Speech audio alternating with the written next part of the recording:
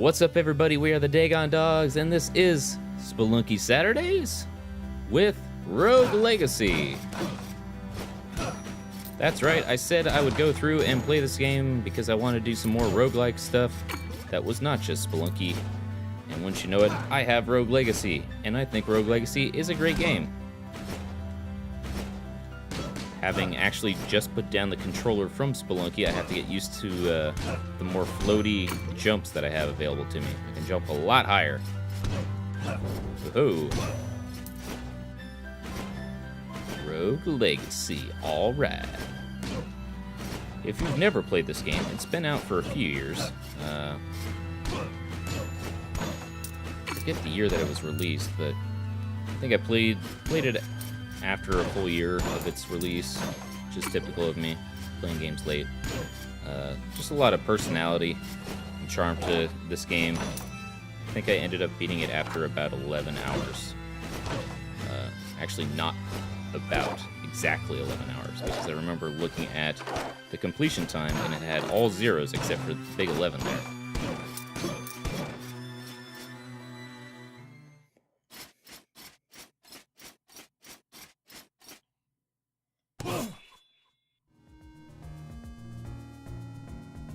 It's all for something. Why did I kill a king that was just standing there looking in a fountain, huh? I don't know. Why? Why do this? Do you even live? Stop hitting me. Dost thou even? Oh, jokes. We have no money. We have no levels.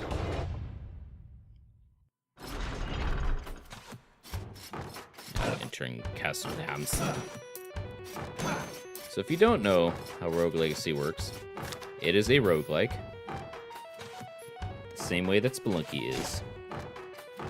In that every time you die, you start over with nothing. I guess we should read these things, huh? And then the level changes around. What makes the Rogue Legacy special, or at least different in the case of Spelunky, is that you have some control over kind of how you experience it going forward. There is a leveling up system, so it's not quite a roguelike, it's more of a rogue light, as in cold Coors Light, for those of you who are into that stuff. Light beer of roguelike games. Anyways, let's read this journal entry real quick. Journal entry number 1. Treason! An assassin has wounded my father, the king. To bring order back to the kingdom, he has sent my siblings and I on a quest to save him. Together, we will venture into the cursed woods and enter I cannot speak today. Castle Hampson.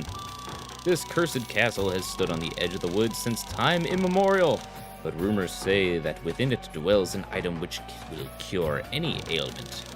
Tonight, I will get a head start over my brothers and sisters and set forth on my quest while they lay asleep. To fail this quest would be an embarrassment to my name. So anyways, it is a roguelite in that it still has some of the same tropes of a roguelike game. The difficulty, for one, is there. Whoops. Freaking zombies. But there are things about it that make it different from the rest.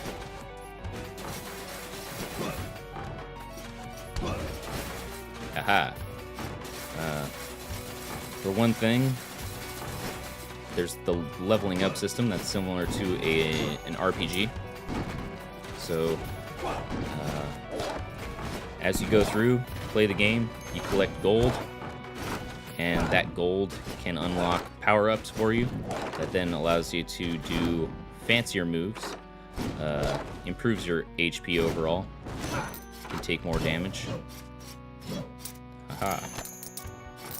You can find some items that sometimes improve your abilities as well.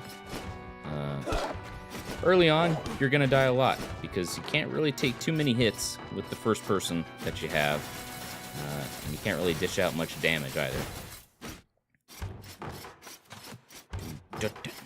But once you get used to a lot of the stuff about this game, it's pretty damn fun. I've only beaten it once. It's not like Spelunky where I've beaten it multiple times. But pretty damn fun. I think every time I kind of get to the same place that a lot of other people do. I think the Giant Bomb guys talked about it on one of their podcasts, how they usually make it to the second boss and then stop, and I think that's exactly where I stopped last time. What you got for me? Will you pray for assistance? Karen's Obel. I think that gives you a second life. Not a username to the online game Second Life. Nope, it does not. Well, Sir Lee has been slain by a Charite. Or Charit. The architect is very useful for practicing against bosses. Sir Lee's parting words. There you go. Oh, that'll do it for Rogue. So, here's the other thing that happens when you die. You choose your heir to go on after you.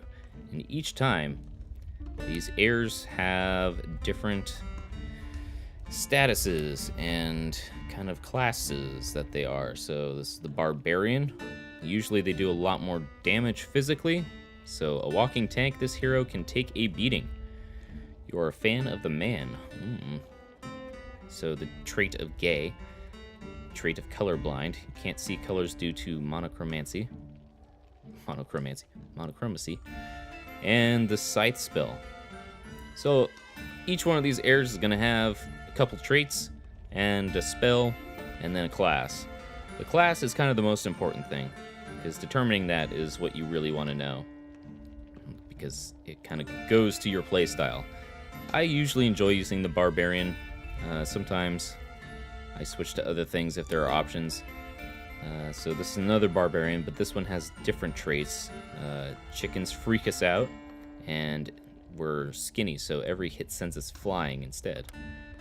And then Gigantism. We're born to be a basketball player. You might think that this is good. It's useful for sending enemies backwards, because you can hit them a little bit harder, but it also makes you a huge target. So a lot of times, you're actually better off choosing a smaller person. The colorblind trait is relatively harmless, but you'll see what it does. So, we got a little bit of gold that last time around. I guess they expect you to get 50 at the very least. We got 380. I got the smithy unlocked. The blacksmith can build the finest equipment in the world, turning you into a veritably virtuous, violent villain vaporizer. Gathering blueprints will give him an even wider array of assorted armaments for your armory. Great! We're going to increase our mana, but of course, most importantly, we want to increase this. And we can upgrade our knights to paladins. Those aren't a bad class to have, so we'll go ahead and do that. Sorry I didn't read that. Too quick to play this game. Alright, all out of gold. There you go. We're colorblind, so everything's in black and white. There are numerous other things. Oh ho, so you have my obol. I will let you pass for free, but only this one time. So that's the advantage of the item we got last time around, is he lets you keep your gold. If you don't have that, then you have to pay him all of your gold until you get some upgrades. It's just a way of making it so then you are forced to get better each time you play this game. There we go. Whoop. I have to admit, actually, the color blindness thing is a little disorienting in certain regards. Some of the traits that they have for the heirs are relatively minor and don't really affect you too much, but then there are some other ones that have some significant effects on just how lucky and useful you are against enemies. I also keep forgetting that there's no ghost for me to worry about, so I don't have to rush through these areas. Just need to kill enemies, collect gold. Alright, so we got... Oh man, there's a bunch of these assholes in here. Shit. Painting guys are probably my least favorite enemies to deal with, because they can get into really They're kind of like the bats from Spelunky, in that they manage to get into really precarious situations, and they're kind of difficult to track with your hits sometimes. And, you know, they're just assholes. The Doomvoss.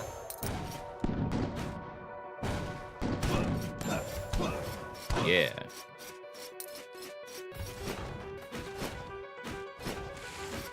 Good music all around.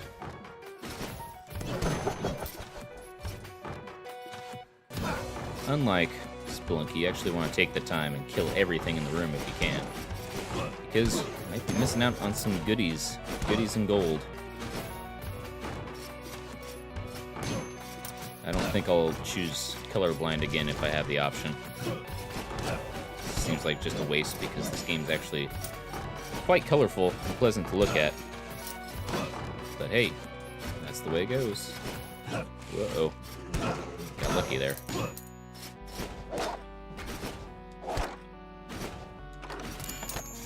Gold, gold, gold, gold, gold. See what I mean? Son of a bitch.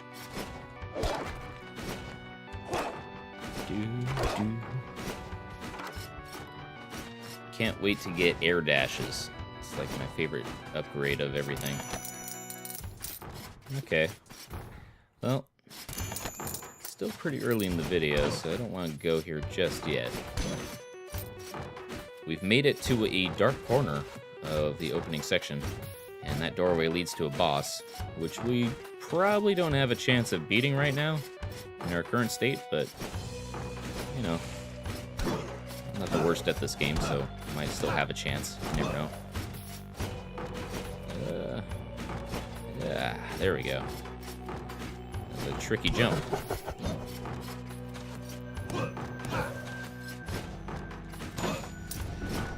Whoa, whoa.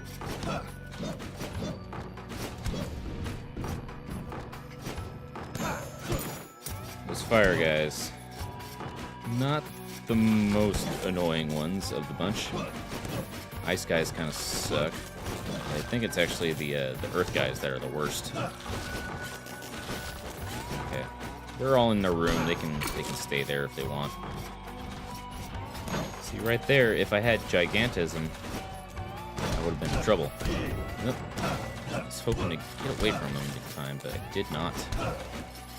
Shoot! Run away! Much like Spelunky, there are certain things about your movement and your interactions with the world that are a little more technical when you start to really think about it on the surface. So, for instance, one of the things that Spelunky does is kind of knowing where the hitbox is on your guy and where your attacks will sometimes strike enemies that are maybe above you or behind you. Whoop, let's not go that way.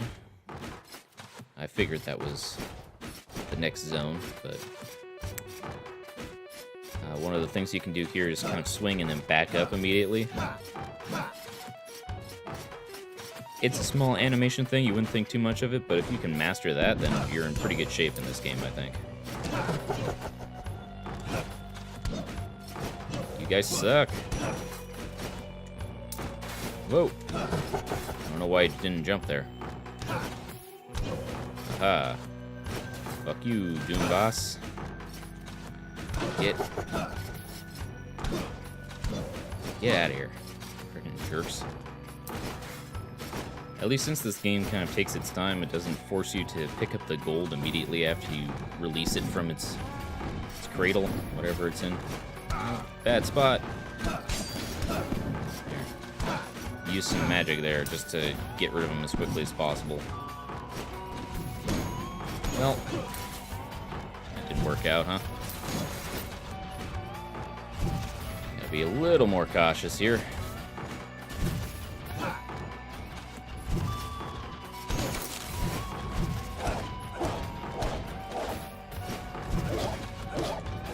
Haha. Can't fucking hit me. Uh-oh. That guy can.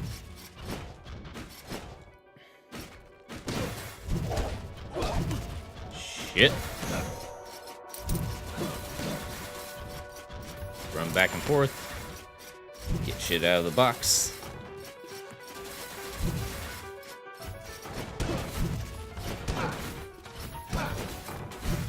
Yeah. Son of a bitch. You can see how this game requires just as much attention as Spelunky does.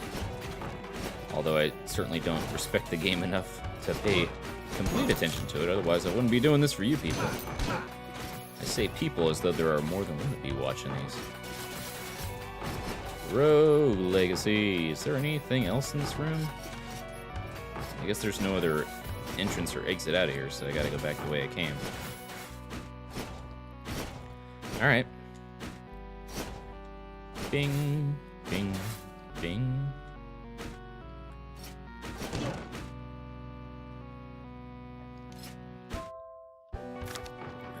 What's left in here? Okay, we can go left.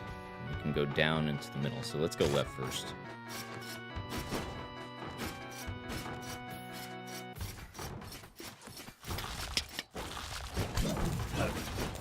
Uh-oh.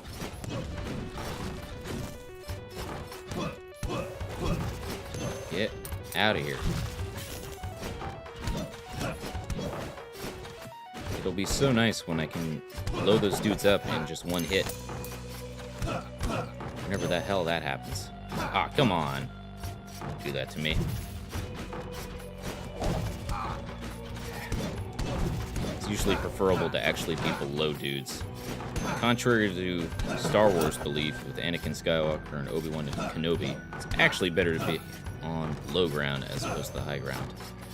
Except when that happens, the gold gets trapped in the frickin' background. Oh well. We're doing okay.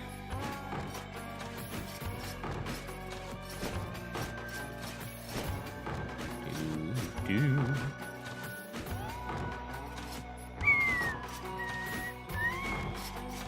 This way. Oh, God. Hi there. Care to test your dexterity? You only get one shot, but it's free of charge. If you succeed, I'll give you a nice reward. 10 daggers to destroy 8 targets. Care to give it a try? Alright.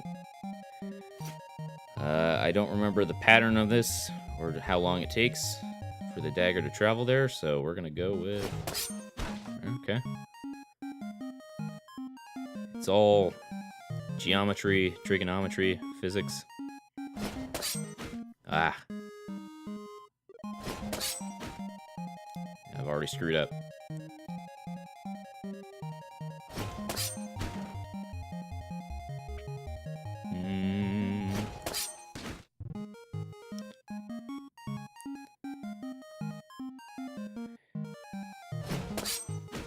Gotcha. All right. See, the differences in distance are a thing.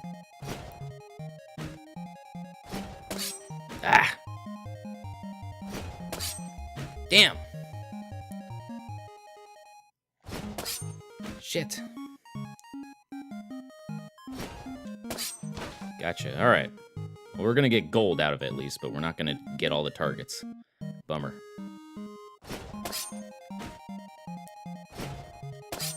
Shit. Well, oh well. Yeah, no kidding, man. It's a shame because what he gives you is actually usually pretty useful. Oh well. Ah, man, I hate these rooms. I'm gonna die in there. Let's go back to the entrance. Because we can do something else. Let's just go see the boss. We're totally gonna die against him, but let's just do it anyways. So of the castle, there's the tower. There's the castle, the tower, the forest, and the dungeon. The castle is the easiest, as indicated by the dot. And then the forest is the second easiest. The tower is the third, and the dungeon is the hardest of these areas. We're all trying to get through this door, very much like a Metroid sort of game. You want to beat all the bosses of their respective areas, so then you can get the power or the key to pass through. We're going to go try our luck and likely fail. Yeah, I got some HP. Here's what you have to look forward to for the next few episodes. Kadir, the Gatekeeper. And there you go. Serguda has been slain by Kadir. Learning enemy tells is integral to surviving the castle. No shit, Sherlock. It's the way it works in all video games. And with his parting words, I shall part for the day. Thank you everybody so much for watching. If you like this video, you do the usual YouTube stuff of like, comment, subscribe, share. We got a whole lot more game left in this. So I hope you enjoyed it. If you didn't enjoy it, you can click the dislike button, comment, let me know why you didn't like it. Maybe I just played like shit. Maybe you don't like my voice. Let me know. I'm not going to change my voice for you, but I might try to play a little bit better next time. And if you want to see more videos like this one, you can check out more on our YouTube channel or go to dagondogs.com where I post these videos as well as movie reviews, game reviews, and music stuff, and whatever else I feel like writing about. And speaking of music, I am in a metal band called Hounds of Innsmouth. We are local to the San Francisco Bay Area. If you like death metal, check us out on Facebook and houndsofinnsmouth.com. You can go to Bandcamp, Soundcloud, YouTube. You can listen to our music for free. What more do you want? If you want a live show, check out Facebook, give us a like, follow us. You will see updates on there pretty regularly. I think that's everything. Anyways, thank you everybody for watching. We'll see you guys next time. Bye.